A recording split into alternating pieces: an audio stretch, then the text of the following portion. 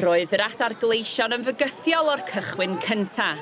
Daeth cyfle agoriadol y gêm drwy wiriad o groesiad Isaac Davies I lwybr Ffynnon Evans, ond I ergyd yn gwibio dros y bar.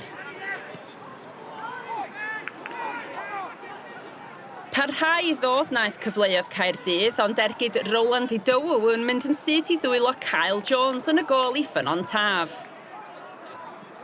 Ar ôl chydig o flerwch yn y cwrt o gic gornel, daeth ail gyfle o'r gêm I Ffynnon Evans I ergyd y tro hwn I gefn y rhwyd I roi'r adar gleision ar y blaen. A fyddaeth Ffynnon Evans yn agos eto, I ergyd o bell yn cael ei gwiro dros y traws gan Kyle Jones.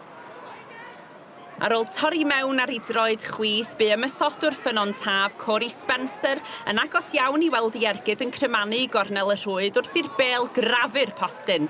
Dyna'r unig gyfle clir gafodd Ffynnon Taf I unioni'r sgôr. Doedd dim amheuaeth am y gic o'r smotyn ddyfarnwyd i'r adar gleision wedi 79 munud. Isaac Davies a chic o'r smotyn o'r safon ucha yn selio'r fuddugoliaeth dros y tîm cartra.